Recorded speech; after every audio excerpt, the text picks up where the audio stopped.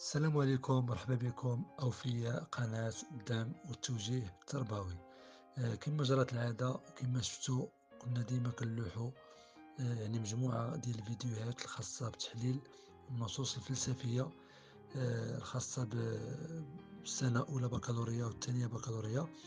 وهذه السنة رحنا خدامين في تحليل النصوص الفلسفية بالنسبة للجدع المشترك بجميع مسالكه. دونك بالنسبة للفيديو ديال اليوم هو مغاير تماما للفيديوهات السابقة. الأوفياء ديال القناة غيلاحظوا الفرق. بالنسبة لهذا الفيديو قررت أنني نحاول يعني نوصل المعلومة بالصوت ونشرح يعني تحليل النص الفلسفي. بالنسبة للنص اللي بين أيدينا اللي غنحاولوا نديروا له التحليل هو تحليل نص ديكارت الفلسفة وقواعد المنهج بالنسبة للجذور المشتركة الصفحة 28. دونك بالنسبة لهذا النص الفلسفي نبداو بالمحاور ديالو. وأول محور اللي ممكن نهضروا عليه هو تعريف روني ديكارت، وثانيا نعرفوا بموضوع النص، ثالثا نعرفوا بالمفاهيم ديال النص، ورابعا سؤال النص أو الإشكالية، وخامسا الفكرة العامة للنص أو الأطروحة، وسادسا غنحاول ندير تحليل النص يعني مضامينيا وحجاجيا، وأخيرا غنحاول ندير واحد خلاصة تركيبية لهذا النص الفلسفي اللي كنحاولوا أننا نحلله. دونك بالنسبة للمحور الأول ولا التعريف روني ديكارت، دونك الأغلبية كيعرف روني ديكارت أنه يعني من الفلاسفة ديال الحقبة الحديثة من تاريخ الفلسفة. وهو فيلسوف فرنسي عاش بين تقريبا سنة 1596 و 1650 ميلادية، يعني خلال القرن 17 ميلادي.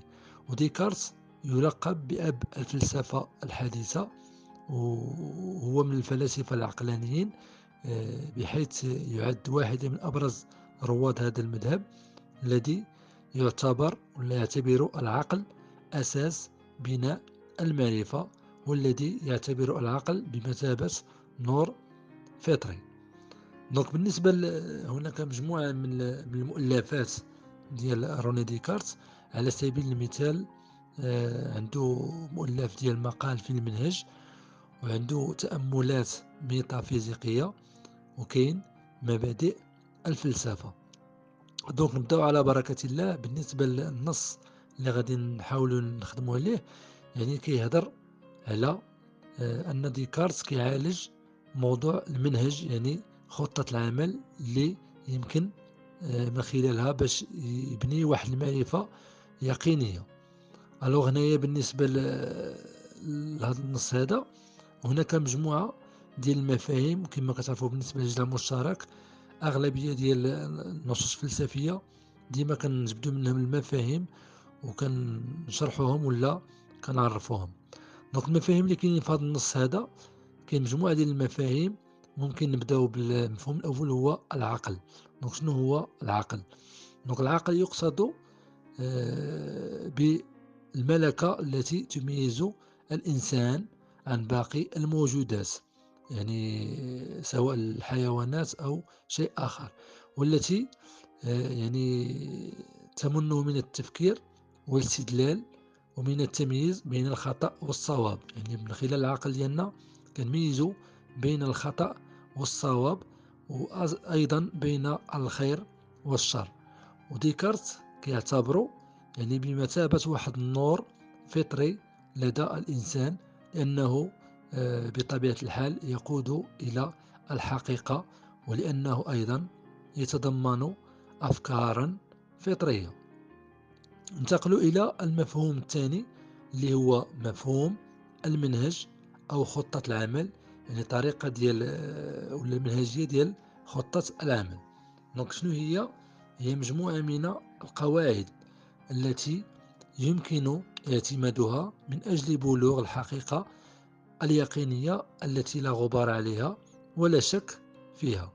والمنهج حسب روني ديكارت هو منهج عقلي. علاش؟ لأنه منهج عقلي، أنه يقوم على قواعد عقلية 100%. ننتقل إلى المفهوم الآخر اللي هو المنطق. شنو هو المنطق؟ يراد به الوسيلة التي تعصم الذهن من الوقوع في الخطأ أو الزلل. ويعود الفضل في وضع أسس ومبادئ المنطق إلى الفيلسوف أرسطو. ننتقل إلى البداهة أو المفهوم ديال البداهة. ما هو واضح ومتميز بذاته ولا يحتاج حجة أو برهان عليه. وتسمى أيضا بالمفاهيم المشتركة لأنها تفرض نفسها على جميع العقول. مثال لما هو بديهي: الكل أكبر من الجزء. وننتقل إلى مفهوم الشك الذي يعني وضع الأشياء موضع تساؤل، لأن ديما كنشكو فيه. ويمكن التمييز بين نوعين من الشك: كاين الشك المذهبي وكاين الشك المنهجي. بالنسبة للشك المذهبي هو الشك الذي يكون غاية في ذاته، وتكون غاية الشك هي الشك فقط، يعني الشك من أجل الشك. لكن الشك المنهجي هو الشك الذي تكون غايته هي بلوغ الحقيقة، كالشك الديكارتي. صافي فهمتوا؟ دونك ننتقل هنايا إلى سؤال النص. سؤال النص ولا إشكالية النص. دونك ممكن هنا نقترحوا يعني إما المنهج الذي يمكن من خلاله بلوغ المعرفة اليقينية، أو يعني ما العلاقة بين الفلسفة وقواعد المنهج، وما دور هذه القواعد في دخول أعماق الفلسفة. دونك بالنسبة للمحور ولا الفكرة العامة اللي كيدور عليها النص ولا الأطروحة بمعناها الفلسفي، يعني يؤكد روني ديكارت من خلال النص ديالو أن المنهج الذي يمكن من خلاله بناء معرفة يقينية هو المنهج العقلي القائم على 4 قواعد، وهي الشك والبداهة، التقسيم والتحليل، الترتيب والتركيب، وتقسيم والتحليل، والمراجع، والإحصاء. يعني بطريقة أخرى ولا بمفهوم آخر، يعني ديكارت عكس في هذا النص اهتماما من اهتمامات التي انشغل بها والمتعلقة بمسألة المنهج، بحيث أنه اعتبر الوصول إلى الحقيقة لا يمكن أن يتم إلا إذا تسلح العقل بمنهج يعصمه من الوقوع في الأخطاء. ويتلخص هذا المنهج في 4 ديال القواعد. يعني كاين 4 اللي كيتلخص فيهم هذا المنهج. وأول كما قلنا أول منهج هو البداهة والوضوح، وثاني قاعدة تقسيم المشكل إلى أجزاء، ثالثا ترتيب الأفكار من البسيط إلى المركب، ورابعا الإحصاء والمراجعة. دونك ننتقل هنايا إلى تحليل النص من خلال الأفكار الأساسية ديالو. دونك هنا أولا من خلال الأفكار الأساسية ديال النص، ديكارت كيأكد لنا في البداية النص ديالو على ضرورة البحث عن منهج آخر لتفادي الوقوع في الخطأ، والذي يمكن من بلوغ الحقائق التي يقدر عليها العقل. ثانيا ديكارت دائما يذهب إلى أن المنطق لن يفيد في صياغة خطة العمل، يعني المنهج، لأنه لا يفيد في تعلم الأمور بقدر ما يفيد فقط في الشرح والتفسير. ثم انتهى ديكارت في النص ديالو إلى صياغة واحد المنهج كيتشكلنا من 4 القواعد كما قلنا سابقا، وهي الشك والبداهة، يعني أن نشك في كل الأفكار إلا ما يبدو منها واضحا ومتميزا، أي التي لا تحتاج حجة أو برهانا على صدقها. وكما كتعرفوا الفيلسوف روني ديكارت معروف بقولة الكوجيتو اللي كتقول: أنا أفكر إذا أنا أشك إذا أنا موجود. يعني هذه قولة كوجيتو بالنسبة للفيلسوف ديكارت.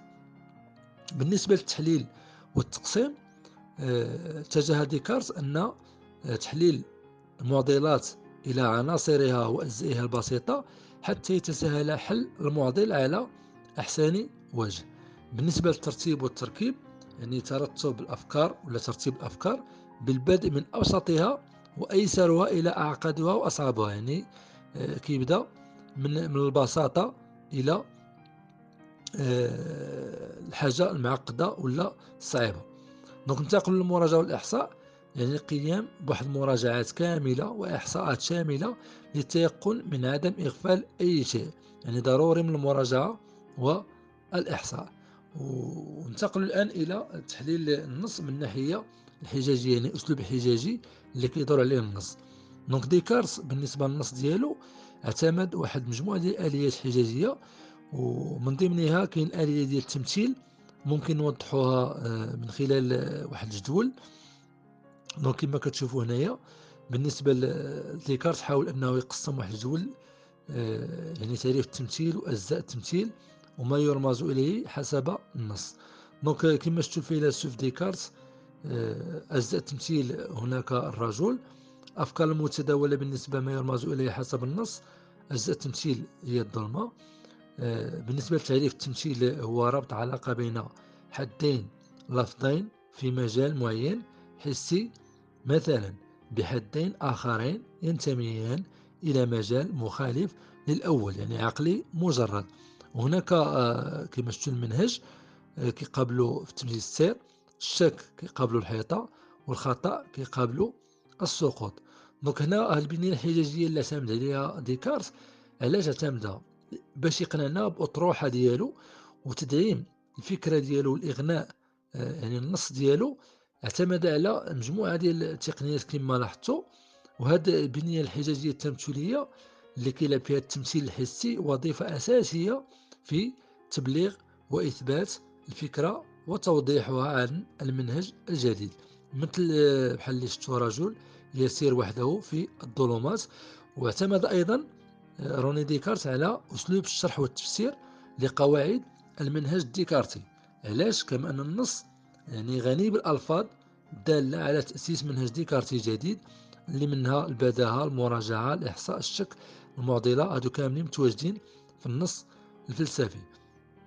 دونك هنايا ننتقلوا لواحد يعني خلاصة تركيبية بالنسبة لهذا النص. يعني من خلال تحليل النص ديال روني ديكارت كيتضح لنا أنه حاول تحديد وبناء واحد المنهج. علاش بغى يحدد لنا هذا المنهج؟ باش يوصل للحقيقة، يعني لبلوغ الحقيقة. وقد أكد أن المنهج اللي غادي يقدر ولا غادي يمكننا باش نوصل للحقيقة هو منهج عقلي يقوم على 4 قواعد، وهي الشك والبداهة، التقسيم والتحليل، الترتيب والتركيب، والتقسيم والتحليل والمراجع والإحصاء. إضافة إلى ذلك يتضح لنا أن الفلسفة الغربية الحديثة قد اهتمت بشكل أساسي بقضايا مثل قضية المعرفة، قضية المنهج. لكن فلسفة ديكارت والفلسفة العقلانية ما كانتش هي الفلسفة الوحيدة اللي كانت كتشملها الفلسفة الغربية الحديثة. فهذه الأخيرة كانت كتشمل أيضا الفلسفة التجريبية، والتي تعد ولا يعد الفلاسفة ديال الفلسفة التجريبية من ضمنهم جون لوك ودافيد هيوم.